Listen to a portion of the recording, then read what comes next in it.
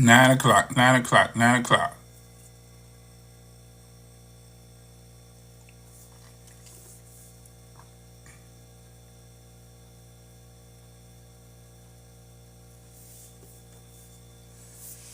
Okay, waiting on Joe Church to come on.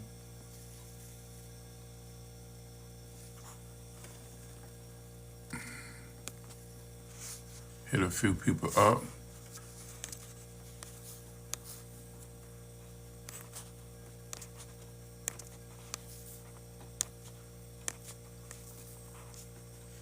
That's what I like about this. You could just send out all them notifications. Let's rock and roll.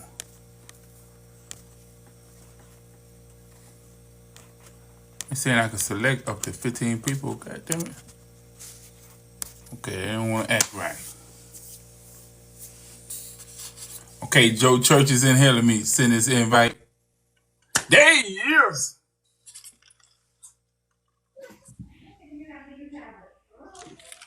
Joe. Yes, sir. Is it going to allow you? Is it allowing you to put your camera on? Yeah, let me see. Hold on 1 second, brother. We went through this last time. Hold on 1 second. We had 11 people, so they coming in. Okay, there I go. 17. You see me? No, not yet. I see your Okay. I see your logo. Okay, hold on a minute. Oh, I see me right here. Okay. Settings. Okay. Right there. Yes. There we go, bro. Hey, Joe, you know we your ain't brother. having the problem we had last time. That's it. Nah, brother. You know your brother a little slow. Yeah, you know I'm a little Hey, slow, y'all, bro. I want to say good evening to everybody. This is, of course, Brother Jihad Muhammad with Mazi and K9 Killer, located in Arkansas. And we have Joe Church, who's with NWA Connie Corsos. He's here. We're going to have just a little short dog talk, and we're going to be able to show you all some very, very nice puppies tonight, two different breeds. I don't have mine here in the room with me. I'm going to have to step out for a second and get them at the time. But Joe, introduce yourself to the people and tell them a little bit of something about yourself. Okay. Hey, well, my name is Joe. I'm a native of Arkansas, the Little Rock area originally. 10 or so years ago, I moved to the Northwest Arkansas area up into Hall Country in the Ozark Mountain area. And I'm a businessman. I'm a dog breeder. I'm a family man. I'm many things. You know what I mean? But one of our passions right now is the dogs we'll be talking about. You know, so I'm glad to be here with you today, G-Hub. All right. Okay. So Joe, tell the people on TikTok, because there's some people coming in around the country. You all please take the time to type in the chat and let us know what city and what state you're from. And while they're Roll doing call. that, Joe, tell us about the breed that you have, the two breeds that you do, how you got into the two breeds, and what you got on the ground right now. Okay, so I do two breeds, the Connie Corso, such as my brother Jihad, and I do another dog that's not probably very popular to most of you. It's called a Central Asian Shepherd. And that dog is a dog more so in European countries to more like a livestock guardian. We use them for property protection and things like that. People like them on homesteads, and they just really good hardy dogs, can take all kind of weather, just tough dogs. You know what I mean? How Yeah. old is So this puppy? this puppy, how old is this puppy right here? They'll be 5 weeks on Wednesday. 5 weeks on Wednesday. Wow. Yeah. I Yeah, look at noticed that. when I looked at the alibi, I noticed that Yeah. it is a relatively big breed of dog. It is, yeah. It's bigger than the Corso, and they come in all assorted flavors. See that? Look at it. I mean, it's brown ones, all white ones, and things like that. So yeah, they bigger than a Corso. that male there, these males will probably get about 160, and they kind of tall with it. Yeah. And That's yeah.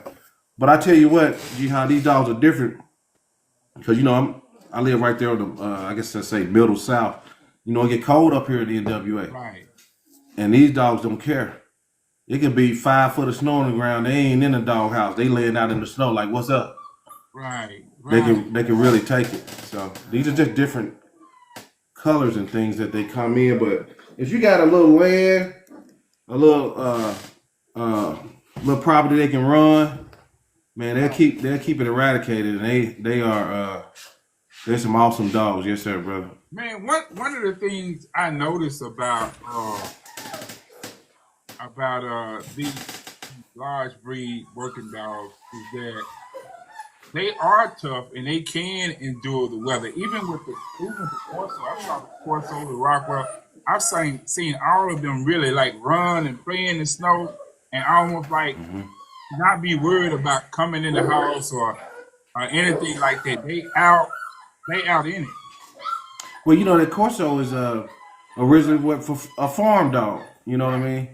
So Right. they supposed to be able to go out in it and do. Like most of us know, if we got some snow on the ground. You sitting them Corsos out there. They want to be cooped out there. Let them out there and get out there and Right. run for a minute. You know what I'm Right. saying? Right. Yeah. So Absolutely. they are very versatile utility dogs, both of them. Right. Yeah. I got a Rottweiler that he actually he does not like to be caged or kenneled, and he stressed himself out so bad to he all mouth. That's why I keep showing him. But he's in the backyard now. He's running with excuse me, one, two. He's running with three females. And Oh, really? he's not stressed out at all. He's not doing all that barking. He loves it. I mean, and he's Right. not. So I know a lot of those dogs. They want the space to be able to move around. And Yeah. I'm looking at that puppy. Man, that's a big puppy. Them ain't no. Yeah, it's a big puppy. Yeah, it's a big puppy. The biggest dog I got is the that's another thing you said it. Most people know these as alibi. Yeah. Yeah. The biggest dog I got is the mama of this litter. She bigger than any male dog I got, any dog I got out there right now. She's bigger than them. Yeah. Right. These are big Russian dogs. Man, they look Yeah. good. They look Yeah, good. yeah, yeah. So Yeah. tell me how does your process go when you are when somebody want to purchase a dog from you? What is What? somebody see Connie Corso, Alibi? How does it Right. work for you? Well, basically, we gotta start out with a courtship, basically. So that starts with the application. I got to get to know who I'm talking to. I really hate to get the messages. I'm looking for a certain color. I just don't want to send them anywhere because we love our dogs, and then we want to place them in homes to where we know they're gonna be taken care of, Right. and don't have to worry about them. Hey, we found your dog down here at the shelter, So, but the main thing is getting to know the buyer, asking them about the living situation, what you expect from a dog, because color don't always matter. If Jihad people, y'all gotta not get wrapped up on that black and that gray so much, because a great dog is a great dog. When Right. people know when breeders know you are desperate for colors, guess what? They'll give you a color, all right. They'll give you a color you might not want. So Right. yeah, Yeah, I think a lot of people don't understand that even with most of those breeds that have different colors in it, a lot of times those colors over a period of time change. Like with the Corso, I noticed that the black can throw brindle all the way up to a year. I sent my sister-in-law to get a Corso out of me. That dog cost $2,800. It was black with a white diamond in his chest. But at about 9 months, 10 months, that dog threw some brindle in his coat, but you can obviously see it. And then the blue dogs. A lot of times when the dogs are born blue or that grayish color, If you watch them sometimes they'll throw Brenda also. So I always try to tell people, you're looking at a dog, you want to pick a dog out. The first thing you should look at is the structure of the dog. It's the first thing. The thing is the temperament of the dog. Structure and the temperament. And then you kind of Right. associate the temperament with your living situation, like you just said. If you got children, small children, you're gonna want a dog with a specific temperament that can deal with those small children. You know, if the dog is gonna be around the children. If you are in a different situation where you're gonna take one of those dogs and you're gonna make it a personal protection dog or a dog that guards property, then you're looking at the puppy with the idea of moving it toward that. Yeah. Right. I always, Exactly. structure. I tell people look at structure, look at temperament, look at the bite of the dog first. Because if you just go by color, in most cases you're gonna be picking the wrong dog. Right. Right. Because personally, we don't go by that alone. That's one of the probably the last things. A breeder has a favorite color, but when you a breeder, you must practice discipline and get the best dog because them colors gonna come out. I'll show you these dogs. There's all kind of colors in this thing right here. And then you kind of know too. Like these dogs are health tested where the parents are. And you know quality when you see it. You'll start to notice the difference when you just look around and ask questions. You know what I mean? Right. Right. How them Rottweilers you got doing? Man, I got some. Let me go. Give me Go one. get them, bro. You're welcome.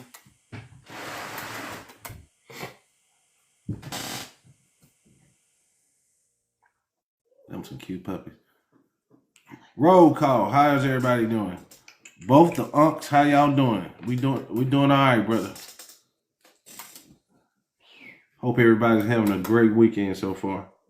You're silly. I wonder if any fights on tonight. Why are you doing that? Man, I didn't think about it either. This one right here was just like that one.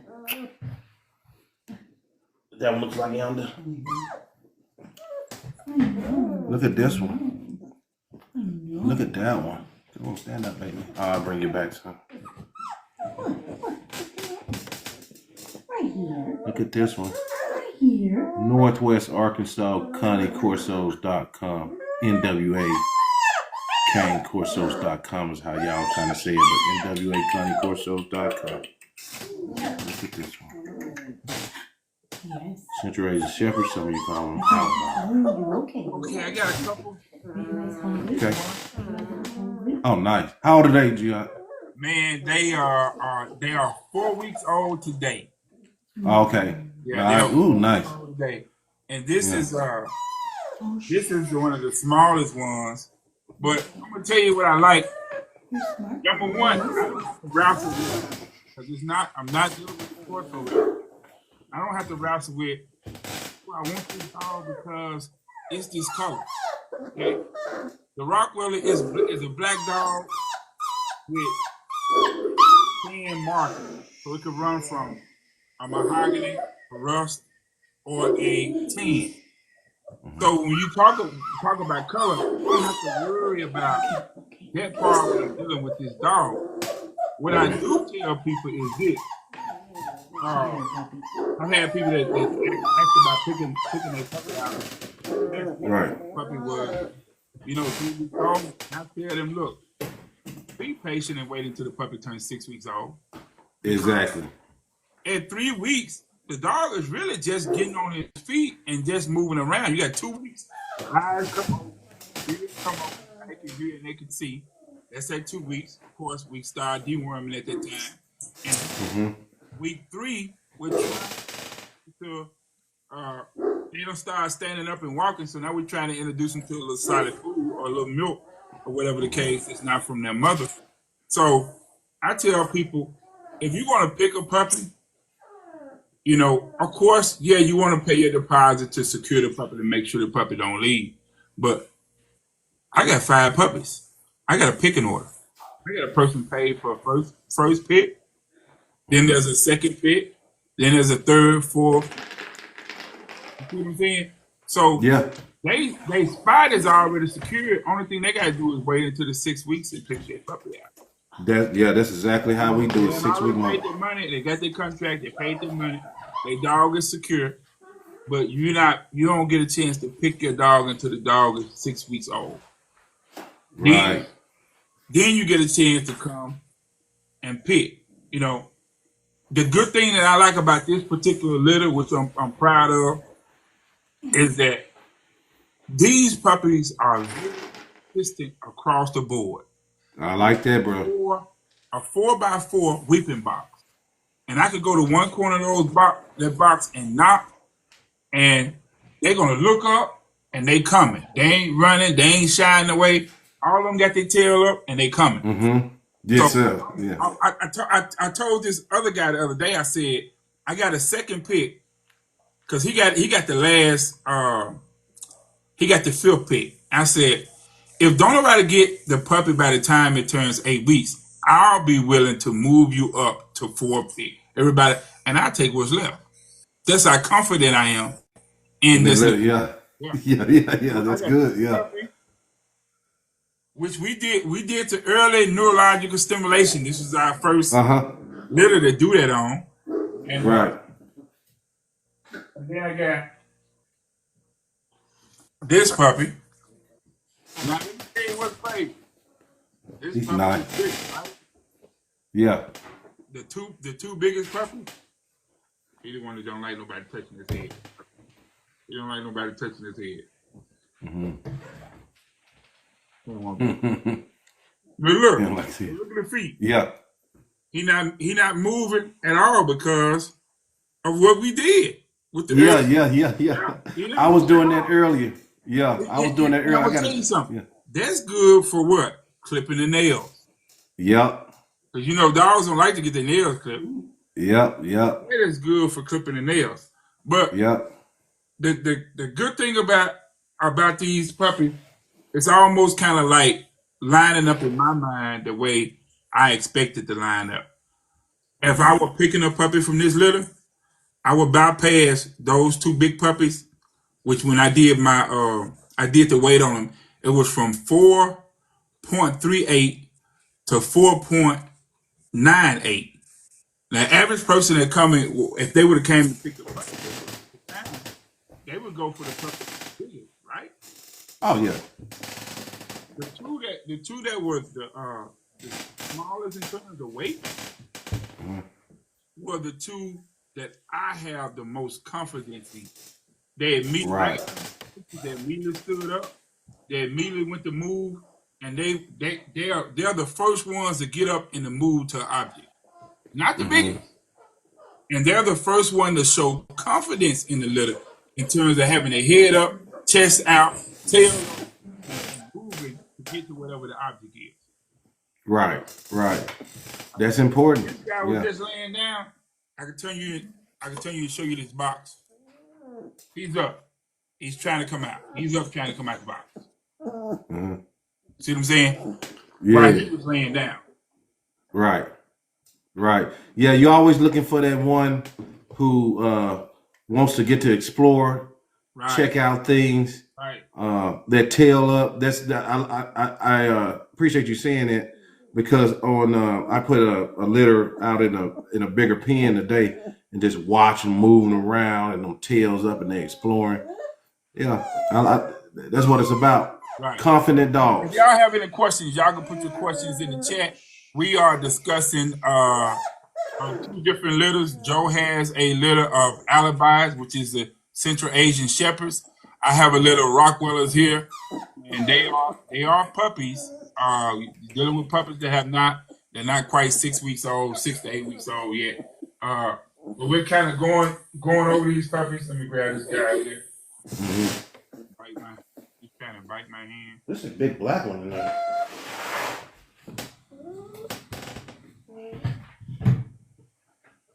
It's a big old black one. What you got there now? That's one of the ones you was talking about. Yeah. This is one of the ones. Yeah. He's nice. Yeah, he is. I really like him. The Yeah, only, yeah. I wanted to keep a couple of some females. I only had two females. Of course, one of them was born. I don't know whether she didn't get it out the sack soon enough, and then so they left me with one female, and that female, I didn't have the light on, and she laid on that one female. I Oh, yeah. puppies then. I had that one Right. female and five males, and she laid on that puppy, that one Yeah. puppy. Yeah. Yeah. So that, Yeah. that put me with a litter of only male puppies. Yeah. Yeah. Yeah. I got some Corsos. What was those Corsos? How many? One of them had a lot of males. Which one was that? Nyla. I had How? She had how many? Four. 4 males. 4 males and a girl. No girls. Just 4 males. Oh, yeah, okay. wait, she had, all total, she had 5 males and 1 girl, yeah. Yeah. Yeah. Yeah. Yeah. Yeah. Oh, that's good. Yeah. Yeah. Man, I tell you what, y'all. Jihad is a serious breeder. I mean, this guy, he had all the shows. He's working with some of the best people in the world. Now, I ain't talking about in Arkansas. I ain't talking about in the region. I ain't talking about in the nation. I mean, in the world on just trying to make his. And here's the beautiful thing, Joe. You know, back in like the 90s, particularly in the 90s, everybody had to really, if you wanted a really, really good dog, you had to send across seas and you had to have some money. But I'm looking at some of the dogs that are in the country now, in all of these different states. People have imported some of the best dogs. They have learned how to breed, to produce really nice dogs, and then with the new technology of freezing and preserving sperm and stuff like that. In the United States, we have some really, really nice dogs. We have some Right. dogs. Don't get me wrong. Yeah. Breeders. But if you do your research, there's no reason why you can't get a really, really nice dog in the United States for a decent price. And this too, Jihad, you can get some really, really nice dogs in the South. Right. I mean, a lot of people we got to be honest, the dogs are a little bit cheaper in the South. You know what I mean? So a lot of people call great breeders in the South because, you know, California, shoot, you know it's going to cost you an arm and leg for a dog. Right. Of probably a lesser quality. Right. A lot of times. I got a video feed of one of my Cane Corso litters that were born, and I was moving inside the house. That video had over 700,000. Right. Wow. That particular litter, I had people that came from California and Las Vegas, Los Angeles and Las Vegas. One family flew to the airport in Little Rock, rented a vehicle, drove down here, got their puppy, and drove back to the airport in Little Rock. The other family drove all the way from California 26 hours straight to get their dog, right? Right. When both of them got here, they told me that on the West Coast, there are breeders selling Cane Corsos for $6,500. Wow. And you know what? They said the dogs don't even look like, they look like Labrador retrievers. Yeah. So coming down south, if you want a really, really nice dog and you want to get it, you don't want to be on the business for a long time because you're dealing with somebody in the state that they have all these breeding restrictions, you want to definitely come down south and get you a really, really nice dog. Right. That's the reason, like, our dogs go all over the nation. You know what I mean? You know what I'm saying? So yeah, man. Yeah. So yeah, we just. Any question?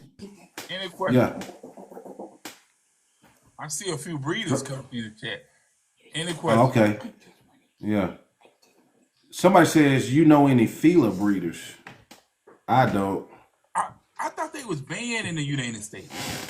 That's I'm the not dog sure. from Japan, ain't it? I'm not sure. The only person I know got a Fila English Mastiff Cross, but I don't know any Fila breeders. Yeah, I think I want to say that I saw something where they were the Tulsa Right. Feeler. But no, I don't know anybody with that breed. Yeah. I get people that ask me about the Borbor all the time. Yeah. Yeah, that Border was pretty common. I know some really good Border breeders. Yeah. Yeah. Yeah. Yeah. So So with the Borbor, I always try to tell people to make sure that they know how to handle dogs. Those dogs can get up to 200 pounds, and I've had to deal with some of them dogs at the vet, and the regular needle that we deal with the other dogs with in terms of pulling blood and stuff, we couldn't use the regular needle with them dogs. wow. They just that big. Right. And Okay. imagine a strange dog coming in with that type of size, right at 200 pounds, and you got to put your head down there to try to pull blood or give them a shot. Woo. Yeah, yeah, No way. yeah. It's a real humbling experience. Those dogs. I always tell people, if you want a dog that's over 100 pounds, I hope that you have had experience dealing with 100-pound dogs, because when you talk about going to 200 pounds, it can't be no excuse not being able Right. to. Yeah, man, they come in crazy color. She was under my feet, so I had to pick her up.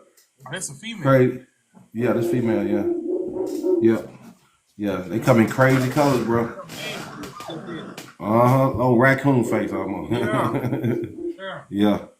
Yeah. I got ones, I got some that's gray and white, that's like solid gray and white. They come in all colors. How many alibis you got? I got Puppies right now. puppies. I got 14 of them. Okay. 14 alibi puppies, yeah. Yeah. Yes, sir.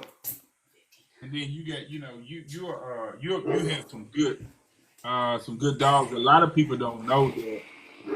We always try to strive to make sure that we do our genetic health checks on dogs, and people need. Yeah, we do. Yeah. There's a difference between a regular health check that you can go to the vet and get done and versus genetic. Right. You're looking at X-rays. You're looking at you're pulling saliva out the mouth. You're looking at DNA. It's a big difference because a lot of people say, "Yeah, my dog is health checked," but they don't understand the genetic health check part. Right. Yeah. So yeah, we do all that. Anybody that's putting, well, just me personally, I want to see what's going on. I can see what's going on outside my dogs. I want to see what's going on inside my dogs. I don't want to put nothing together that's gonna come back and bite me in the ass later. You know what I mean? I don't want to pass problems on to the customer. So we just do our due diligence on that type stuff. You know, And because to underscore your point, there was a dog that I went to. I was a part of a team that took a dog to a RKNA show in Waxahachie, Texas. Really, really nice dog. German bloodline on the top and on the bottom of his pedigree. Really, really nice dog. He got his hips and elbows done. He got what is called a standard evaluation for the dog to make sure that the temperament and all that was right to be bred. They did a lot with this dog in terms of health and all of that. And then the guy, unfortunately, took the dog and bred the dog to some real shitty females. Females that didn't have health checks or whatever the case was. And those females started to produce puppies who had hip and elbow problems. compromise. Yeah, so when people say, they're trying to breed to a dog or merit, that's the reason why they took a really, really nice dog and gave that dog a bad name because they bred it to females that didn't have just Yeah, the dog. yeah. It didn't come from him. It was coming from the female. From the female. It was chasing. But you got It was breeding with those. that goes back to at the top of the clock when we had started the conversation. A breeder must have discipline. Right. I know sometimes them pockets get to hurting. Right. Let me pay you for but man, you got to have discipline. Yes, sir. Yeah. I'm real I'm real skeptical on that right now. You can't provide me like a minimum health testing. Come on, Right. I don't. I ain't going down. I ain't going backwards, Jihad. So I ain't I going got a backwards. real good deal on their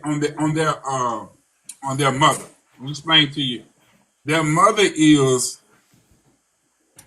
64 centimeters at the withers. If you read the breed standard, the max height in the breed is 63 centimeters. But she's been in front of 8 different judges, and the 8 different judges from different parts of the world have given her a V rating, which is an excellent rating.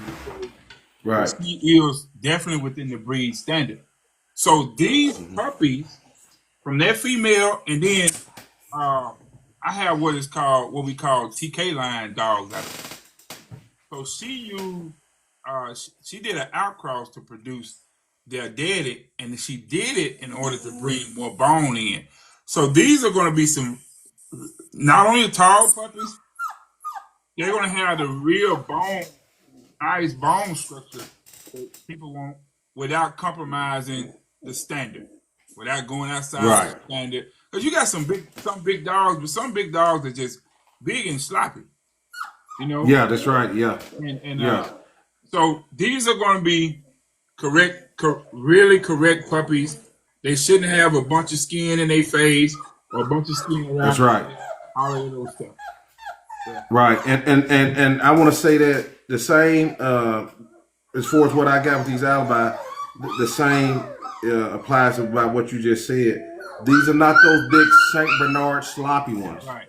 These are the clean, Right. athletic ones. Good That's not movement. overdone. These not 200-pound dogs. Right. You know what I'm saying? These 160, 170 males. These not these ones moving. These ones jumping. People need to understand bigger is not always better. No, yeah. Bigger is not always better. I tell people all the time, I want my dog to come out the front door to run a intruder off or a stranger off. I want him to be not just to run the dog to the street, but run him down the street. Right, yeah. Edge of the property, and then you so out of breath that you can't keep going and you're about to have a heart attack. I want the dog to be able to run him all the way down the street. He needs to have his running shoes on. Exactly. Yes, sir. Yeah. What Jihad, you doing a beautiful job as always. And boy, and you showing out in them rings and things, Yeah. dedicated to the craft. Yeah, Dedicated to the I'm craft. gonna try to make all the shows this year. We're going into San Antonio, Texas in January, and then in February we're going to be in Columbus. In March we'll be in Arkansas. Anybody's in Arkansas, I think it's March the 14th, 15th, and 16th that weekend. There's going to be hundreds of Rottweilers that are going to be seen on Arkansas and Baldwin, where you can actually come and see these dogs in confirmation. That's what's up. Yeah, I like it. Yes, sir. Oh, yeah, Von House Williams. Absolutely. Von House Williams. Okay, nice to meet you. Yes, sir. Yeah. Any questions? We got to get out of here. Any questions? So, Joe, can you tell them how they can reach you? Yeah, so you can find me. I got a heavy presence on online because of a podcast. Hold on, let me say this. This is the Joe Church that runs Connie Corso, NWA Connie Corso podcast, which discusses all things dogs. He's on YouTube. And you can go on YouTube and search NWA Connie Corso, and it'll pull up his profile. He has interviewed some of the top dog men and women around the country, whether it's dealing with the American Pit Bull Terrier, the South African Boer, the Rottweiler, the Connie Corso, you name it. He has interviewed some of the top breeders, trainers, judges, you name it, veterinarians, and there's a ton of information under his profile. If you all go to YouTube and subscribe to NWA Connie Corso so that you'll get those notifications. He's usually doing a podcast 3 or 4 times a week with different dog enthusiasts from around the country. So all of the latest information, the latest technology, the latest in terms of training and breeding, all of that stuff you can get on his podcast. Sometimes I just click on one and get my notepad, and I'm there taking notes and doing research and educating myself to be better. Man, I appreciate it. Yeah, it's definitely a spot for a community where it's all things dog, and not just anybody. I'm talking about it's some real dog people. Some that don't get the camera shine on them every day. They got so much up here. Right. I get so many messages from just people all over the states that say, "Man, I appreciate it. This really helped me a lot. I didn't know this. I didn't have nobody to tell me that. A lot of my information I got to get from your show, and it forces you to be better. Even me, because I host a show, because they start looking at me. What you doing? You know what I mean? so it raises the bar. So I'm all for it. A lot of times, here's what I like about it. A lot of times, we go out and we may hear somebody, we may hear about somebody, we may buy a book, or there's somebody that wrote. We don't really know the person. We reading the information in the book, and we may have a question that we would like to ask those people. Those are the type of people he's bringing on. People who who are deep into different breeds, deep into training, and they are right there. They can answer your questions in real time. If you have questions, whether it's dog diet, nutrition, whether it's a veterinarian question, he's going to have somebody on there that's going to be able to answer any question that you have. They can answer it. Believe that. Yeah, and then also Jihad has been on there. He's one of what I say running backs on getting the channel started in the early days. He dropped a classic show we call what was it called? So You Want to Be a Breeder. Right. And he just goes through the ins, the outs, as real and raw as you can get it. And it's just kind of that channel. He's one of the forefathers of the channel that laid the pathway and the tone, along with giants like Gypsy Stratton, Clyde Thompson out of Oklahoma. I see John Mims in the comments, hell of a trainer. So it's them type of guys. It's men who fight with fire. Right. Yeah, flamethrowers, I would call them. You know. And here's the thing. This is the beauty of it. Even though we have been dealing with dogs for a long time, we're learning from each other. If I do a podcast tonight and I come back and do the podcast with the same subject a year from now, I should be able to go deeper. If we talked about, and we went back, Joe, and we did our initial session back over again, there would be so much more information. Because I've been learning. I've been listening to dudes that's been doing this for 40 years. You know what I mean?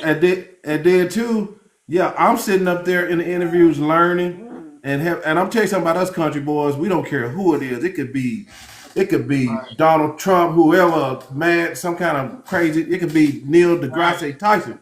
Right. We're gonna sit down with them. You know what I'm saying? Because it's all about learning. We're not intimidated, making mistakes online or just because we learn it. You know what I mean? Right. But it's only going to continue to be better. You know what I mean? But you're right. We done learned so much since then, and we and a lot of it is offline. You know, you got to get to these people offline.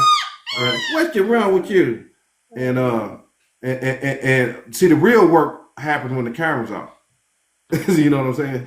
Yeah. So we just gonna keep pushing, bro. All the challenges, this why I think it's important for breeders to make sure that they subscribe, because you cannot be a dog breeder or dog trainer in the veterinarian field or get into nutrition, whatever branch of dealing with the dogs that you deal with. You're not going to be able to do it without making mistakes. Exactly. Without running into challenges. Right. So when I say that, I'm saying we need to be listening for how to be better.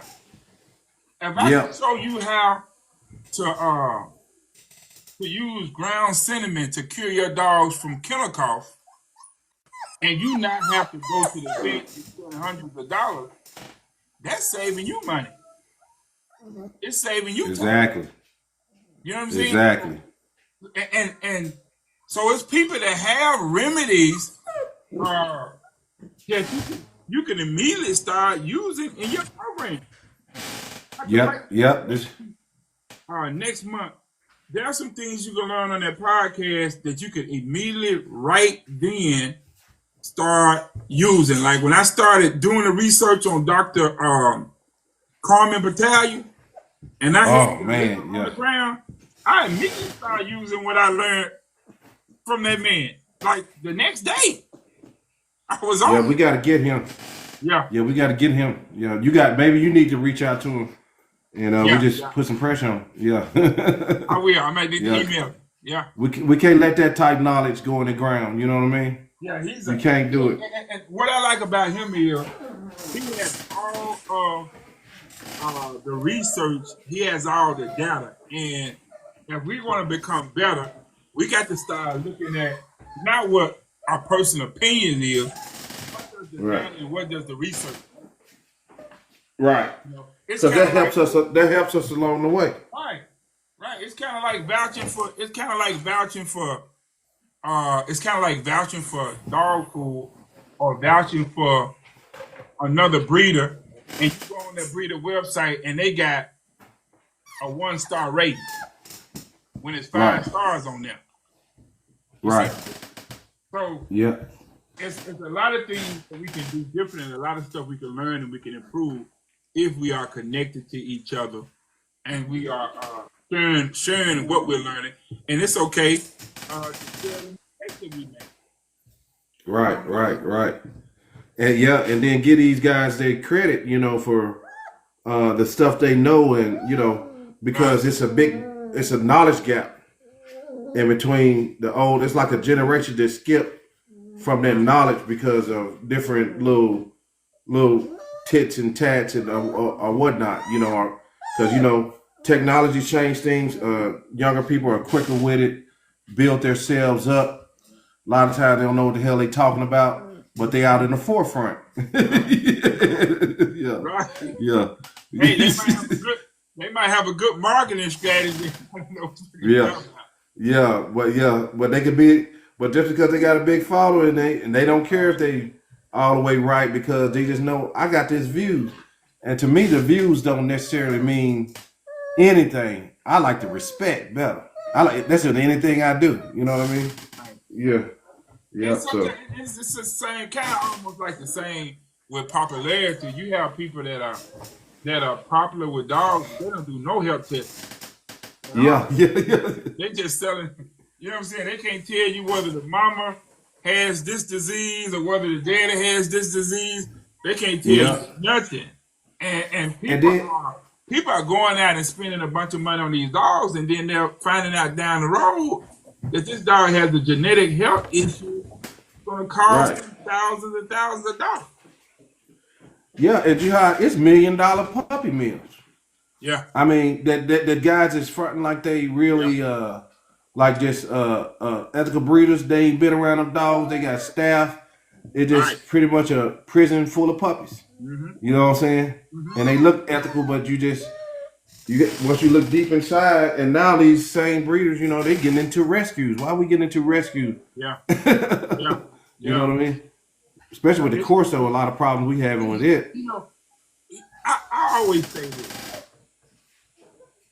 If you take your time and do your research, you want to look for somebody that believes in genetic health testing, somebody that believes in the standard. Mm-hmm. Because I'm going to tell you why those two things are important. Because one of the reasons why a lot of people look at any dog and they say the dog is a pit bull, and it may not be a pit bull. It could be a Staffordshire Terrier. It could be a bully. It could be the American Pit Bull Terrier breeders in the day. They never really said this is the standard of the dog. They never said it. Right. Okay. So health check, confirmation. If it's a working dog, working ability, and social ability. Those are the four building blocks. You got to have genetic health, good genetic health first, because if you don't have good genetic health, you have no basis for starting the foundation of a program. You're going to have a bunch of dogs that's going to have a bunch of health issues that you're going to be passing on. You got to start with healthy dogs. You got to have dogs. You got to have dogs that meet whatever the standard is for that breed. Exactly. Two foundations. Yep. You're right. You're right. Yeah. But we ain't gonna hold y'all long. We will try to come back. Maybe we'll come back once a week and try to share some information on here. I know we over 1,000 people because we have 903 likes. If you all could hit the screen and let's try to get us up. I think we need about 97 more likes to get us to 1,000. Please tap the screen. And if you have any questions, please put your questions in the chat so we can answer them real quick. We have Brother John Mims who is on. He's a trainer in Louisiana. So if you are excellent trainer, yeah. If you need any training for your dog, basic obedience, bite work, socialization, whatever you need, you can always reach out to us. We will direct you to him. He's on TikTok, so you can send him a friend, a follow. His name is John Mims, M-I-M-S.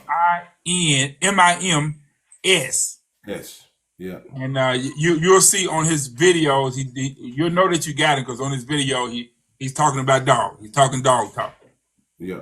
Yeah. Top dog If you need training and you're interested in getting your dog boarded and trained for a period of time to kind of get you over the humps of the issues you may be having with your dog, whether it's walking your dog on a leash, whether the dog is aggressive toward other dogs, whatever it is, man, they can help you with that challenge. Get over those challenges. Right. He's out of Louisiana. Yeah. Yeah. Yeah. So before, how much time you got, Joe, before we go? I got a few minutes, yeah. Okay, Mims, can you come on? Can you send a request and come on just to introduce yourself before we get off here? Yeah, what do you tap down there? That multi? Yeah, he can tap that. And then, that silhouette of the two heads. Come on in here, John. Those of you all who are in the chat, please tap the screen for us. We need 97 more likes to get us to 1,000. We'll try to bring John on along when he gets. Okay. John, you there? You're gonna make me go into that Rambo mode, John. Yeah, he might be gone. Yeah, he might be gone. Yeah. All right. Yeah, he probably just said good show, guys, and was out. Yeah. Yeah. All right, well, okay, we'll catch him. We'll get him on the next time. Okay. All right, yeah. All right, hey, we gotta get out of here. Thank you all for. There he is, right there. Okay, here. Good. Okay, let me see. Okay, John, it should be a button that says yes. Hold on, I think it is. Hold on. I got you coming up. There he is. If we got any other dog people in the chat, if you want to say something, we'll bring you up. Anybody else? We had you up, John. Okay. Anybody else in the chat that deals with dogs? Specialized in a particular breed? We can hear him. Is he there? John. Yeah, I'm here. Okay, all right. Okay. All right. Brother, just can you introduce yourself and let people know where you're at and how they can get in contact with you if they need some help training their dog? Okay, I'm on TikTok under John Mims. John Mims, JOHNMIMS. I'm in Baton Rouge, Louisiana. My number is 225-200-9162. So if anybody needs help with obedience on leash, off leash, protection work, scent work, cadaver work, dog training period for the most part. Anything but hunting dogs. They don't quite do hunting dogs. Right. But anything else, any problem solving they may have, housebreaking questions, anything like that, I can help them. If I can't help them, I know enough people and I trust enough people I can point them in the right direction. That's for sure. Nah, brother, I heard some good things about you. They told me you're a bad man. I try to be. Yes, sir. Yes, sir. Yeah. All right. Anybody gonna close Yeah. out? Yeah. So I appreciate you guys, man. I think us networking is in the future. It's a bright future for us all. You know. Absolutely. Yeah. You know, Joe, you remember we talked about that directory, Joe?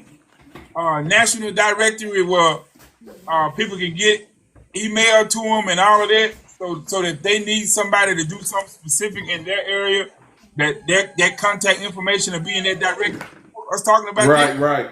Yeah, I remember that. Yeah, we need to get that going with like trainers and breeders of. We never did get that going. We do need to get that going.